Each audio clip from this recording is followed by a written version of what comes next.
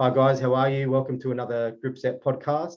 Today we have a very special guest. We have Les Howson from Wondercap, and he's going to be joining us and sharing his story with us, and hopefully you guys get some insight to the evolution of the puddle flange, and that you enjoy. So welcome, Les.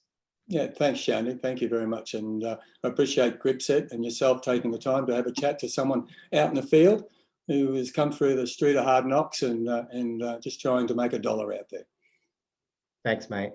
Yeah, so I think I think it's important to start with sort of the backstory of who Wondercap are and sort of what you guys do. So if you could share that with us, that'd be awesome. Yes, yeah. Well, I'm a plumbing contractor for over 40 years with a lot of commercial and very high-end houses at Sovereign Islands on the Gold Coast. The Gold Coast is a beautiful place for shady people. So and people build a lot of places here. So it's something that's very dear to my heart. And during the stage of construction, is that back in those days they pre-screeded the floors and waiting for tiles and we'd have floor and shower waste just sitting there in the open, and you would think to yourself, that's something we're going to have to clean out at the end of the day. So, and that's how the Wondercap base started. So what this was is it capped it off for the bedding height. So it was adjustable, so you could bed to it, screed to it, tile it, and without the construction rubbish coming through. So it was the base and cap that started it all off. And as through, like I said, with 40 years of in the industry with plumbing, is that we put it in time and time again in our own sites, so we wouldn't have this problem. But we were the first one to do polypropylene for the adapter. And the great thing about polypropylene, it is clean, hygienic. It's nothing sticks to it. Nothing gets into the sides of the walls of the pipe like PVC and ABS. And we also added an antibacterial agent, so it doesn't breed germs. So we put a lot of effort into it, and with that came the puddle flange. And back in the 90s, waterproofing was just getting started, and if it was a concrete floor, it'd be broken off by the carpenter during construction to get the water to drain off the rebated wet areas, and we'd look at it and it'd be cracked, and we wondered what we were going to do because you couldn't repair it. You never had, you didn't have the fittings available to repair it. There was no puddle flanges that were there for us to work with, and the waterproofer took potluck to waterproof up to it and to waterproof down inside the cracked pipes and risers, and that's how it was. Now the puddle flanges, Art Plastics came along with a puddle flange back in the middle of the 90s, and that was a game changer. They were a good product to work with. It was still an open-ended puddle flange, but you could still work with it, which was great. So, and having done the base and cap, we worked on doing a rebated puddle flange, which is this product here. So this could sit flush with the concrete, 10 mil lower in the concrete. So, and what would happen is you'd have natural grade going to your floor and showerways. Now, prior to this is that the PVC riser, I hope you can see that, Shandy, the PVC riser would protrude through the concrete, and when they were concrete, and the concrete used to make its way up the sides of the pipe. So this would be the highest end in the wet areas, and of course, which would make the water fall away from the shower and floor drain, which adds more pressure to your waterproofing. So having what we did here with our product is that because you could adjust it up and down to varying to that with the height that you wanted, and if it's a big area, you could drop it a little bit further, and you'd have this natural grade going to the floor and showerways. So it changed the way we did things. And so at the time, you're saying that there wasn't really any development of the Australian standard as far as waterproofing, and through your own experience, you could see that there was obviously challenges there. The first one of the debris going in, which you dealt with that with the cap, and then from there, you also were noticing the challenges of then integrating waterproofing to the drainage point and the damage that was caused. And then you're also saying as well, so as the concrete was poured, it would lift the flange itself. Is that the issue that you guys were finding? It wouldn't be the flange, it would just gravitate up, just what concrete does. It gravitates up the pipe risers. So even if it's 2 or 3 mil, You don't want 2 Yeah, or yeah. 3 mil in the wet area. So like I said, you know, introducing our product and making it 10 mil lower in the wet areas, we resolved 80% of the waterproofing problems, and they haven't even built the house, built the units. It just resolves so many problems. No, that's excellent. So yeah, you also through our conversations, you were mentioning that you also had a checklist. So for the final fitting to make sure that everything was in order. So this would happen generally before the waterproofing works. You'd go in there, check the plumbing.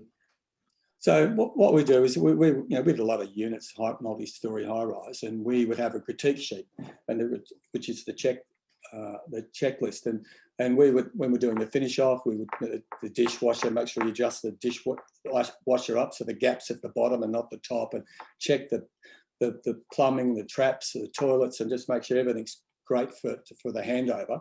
And we would flush and clean out the floor and shower waste, because large percentage of the time is that if they blocked up and we didn't pick it up, we'd have to go back and clean it up. I think it was a funny story is that, you know, we've done a lot of upmarket houses, and the first night the people move in, they run the spa and have a champagne, and they're just enjoying the ambiance of their new building or a new house and how beautiful it is. They'll probably never have another joint spa again. But when they pulled the plug out, the water filled up in the floor waste and ran out into the hallway. And of course, we'd get a phone call. So, and it wasn't us who put the half a bucket of bedding down the pipes. It wasn't us who cut and chipped the tiles down there. It was done by other trades. Yeah, and it was just frustrating. It just became a little garbage hole for people to clean up and just lose. And you'd find screwdrivers down there. It was all sorts of stuff. So. And we had to do something about it, and it came to me one morning, and I woke up at 4 o'clock in the morning. I can tell you this, Shani, I woke up at 4 o'clock in the morning because we were doing these big bunning things up on the north coast, and I had to get up early, and we're doing this large block of units, and I just went, oh yeah, that'd work, yeah. So anyway, I went back to sleep and driving to work, and I'm going, what was I thinking about? And I went, oh, okay. And I remembered it, went to work, I drew it up and sent it to a hydraulic consultant. They wrote it all up and drew it up for me, and they came back and they called it the Wondercap, because they called it, oh, it's a great thing, you're just thinking of this. And that's how it started off. So it was out of a requirement, had to be, you know, we had to do something. And I think there's an inventor or something with everything we do, like the owner of Gripset. You know, he could see something that was wrong and it had to be righted, and he did testing and he worked out procedures and put things in place. So there's a little bit of inventor in all of us, Shandu. So how crucial do you think the puddle flange is to the waterproofing application? Look, it is critical. All right, it needs something to transition the waterproofing to the drain. Like I said, in the 90s they didn't have it. All right, and of course. Being plumbers, you know, we come up with some ways to try and resolve the problems. Timber floors and fibro floors, the pipe riser wouldn't be 100% secure when it came through with the penetration, and of course there was no puddle flanges, so you had to make sure that it was clipped and well supported and clipped to the code so it wouldn't move, because once it moved it'd crack the membrane and it would be all over. So and then they made 100 mil PVC floor flanges. So what we ended up doing was turning them upside down and screwing them to hold the pipe to the timber or to the fibro, and then they use that as a base to waterproof. So that's what we did. So and that's how we got around it. And they were never tested. It was just that just hope they didn't leak. But waterproofing's progressed a long way since then.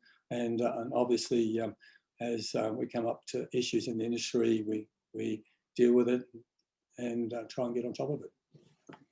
Yeah. So whose role do you think? So obviously you had your own checklist.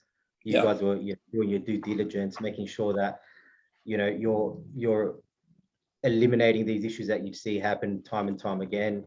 That's where your innovation came from with the Wondercap. So whose role do you think it is really to take responsibility for the installation of the puddle flange? Because this is something that comes up all the time. Yeah. You know, we get asked a question and it's sort of, you know, we keep going around in circles a lot of the time. But in sort of from your experience, what are your thoughts there? Well, I think it'd be easier to talk to Donald Trump to try and resolve this. So when it comes to talking about puddle flanges, the biggest problem lies wedged between the plumbing standards, which is AS 3500, which you know, Shandy, and the waterproofing standards AS 3740. And the only connection between the two Australian standards is they both start with the number 3. That's as close as they get. That's as close as they get to each other, which is a shame. The plumbing flange is a plumbing product.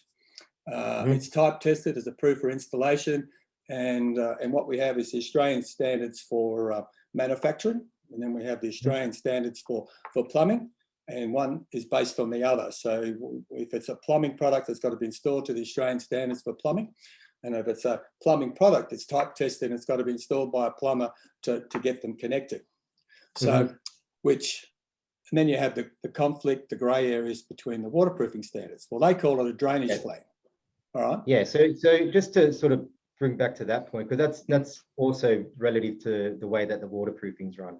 So we have the Australian standard for testing the waterproofing products. And then we have 3740. That's for the installation of the waterproofing systems. And the way that it's intended to work in Australia, as you know, is if you're qualified and you're licensed in that trade, then it's your responsibility to ensure products compliant and that you're installing them correctly. So, obviously there's connection between the install and the product with the plumbing. We have the same thing going on with the waterproofing products and the installation.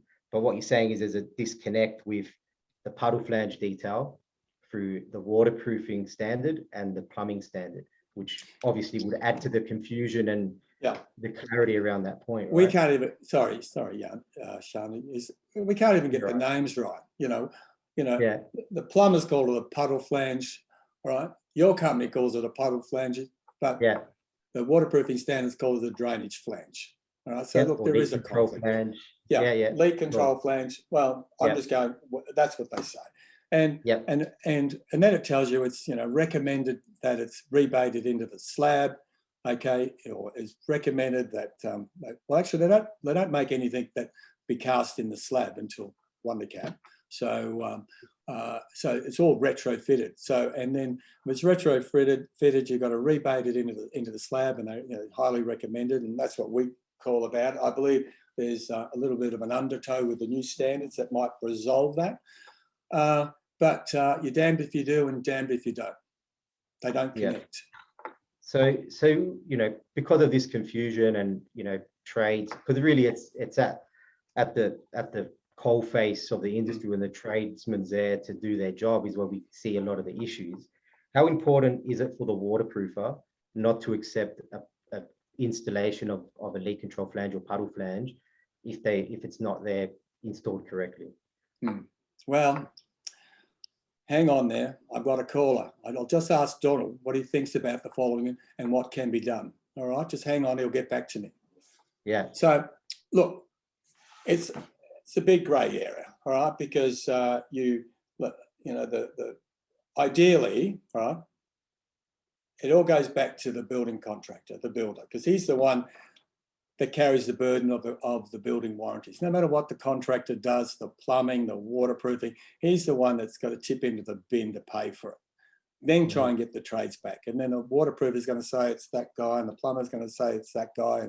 And of course, as we all know, they're both honest and they're both reliable, and they'll never pass the blame, and they'll put their hand up to say it's our fault or not our fault. So, they've got to do the defects liabilities, they've got to do the water leaks, they've got to look after the trade contractors warranties with wet areas. So, you're approaching on a lot of good things here, but the fact is it's back to the building contractor, the builder. Because he's the one that's got to guarantee it for 6 or 10 years. You've got self-certification in the plumbing, you've got in some states some self-certification for the waterproofing. You've got 6-7 years in Queensland for 6 years and 6 months, doesn't matter. And it's just this crossover all the time. So I wrote down a couple of things here. So got to get the procedures right. A little bit like that checklist I was talking about. Get the puddle flanges installed prior to the concrete slab, and you'll resolve 80% of your waterproofing problems before you start. Okay. Get the concrete wet areas falling towards the drains. Get the waterproof connected right. Water test, which we're not doing. Yandy, you know, I'm not plugging my product because I want to plug my product. You know, ours comes with a test plug. All right, you can test the damn thing. All right, you can check to see if it's been sealed properly. You can do a water test on it. Put a bit of pressure on it because it's too late after the bedding's done. All right, and it comes with all our products. It comes with our rebated one, which is for the concrete slab. You see it in there. It comes all the different sizes. Feature. So you've got the plug. You just plug it, and then you're ready to water test. But the good thing about it is you've seen you've seen these, haven't you? These are a standard test plug. Okay, they're mechanical. They're pretty hard on the waterproofing. It down there. They can put pressure on it. They leave them in there. They fall down the drains. Well, our puddle flange and test plug, that's a good fit too, Yandy. I hope you got all that. That's our test plug. It's soft, pliable. It can put pressure on the puddle flange so it seals. And guess what? They cost about $3.50. They're reusable. You can leave them on overnight, save you going back picking up your test plugs, which are $25, $30 each. You can mark it in there, the builder can come through. And this, like I said, it gets back to the building contractor. You know, a good building contractor, they want to see the waterproofing done. They want to make sure that it's marked on the sides of the wall and it's got 25 mil of water in it to test the areas of concern. You know, it's around the puddle flange, it's in the corners. So just a sort of overview. So what we're saying is, and what we agree as well here at Gripset, is really what's needed in the industry at the moment when it comes to the puddle flange is clarity on, and connection with the standard, whose responsibility it is. From there, clarity on the correct installation method. From that installation method, and obviously you've got your installation method. I've seen some of your install videos online. Fantastic way to confirm that something's been installed correctly. Really clear. And then from there, once you've got the detail, you can create a checklist, make sure that it's done right. That can be shared with the builder, the contractor, and then, with your innovation, together with using, quality waterproofing products, we can eliminate and sort of stop these issues with the puddle flange. We need to wrap up the podcast now, Les, but we really appreciate your time and your insight. And obviously, a lot of respect for your experience. We're big fans of your product. And hopefully we can do this again on another episode. Thank you. But thanks a lot, Les. And I've got to finish. By the way, Donald just hung up. He's not listening to us. Okay. All right. No drama. I like your work. I appreciate what you do. Think Marcus in the background. I love it all, and I'd love to be part of many, many more in the future. Thumbs up. Well done. No worries. Thanks. And thanks everyone for joining us. And hopefully you can join us again for our next podcast. Thanks, guys. Cheers.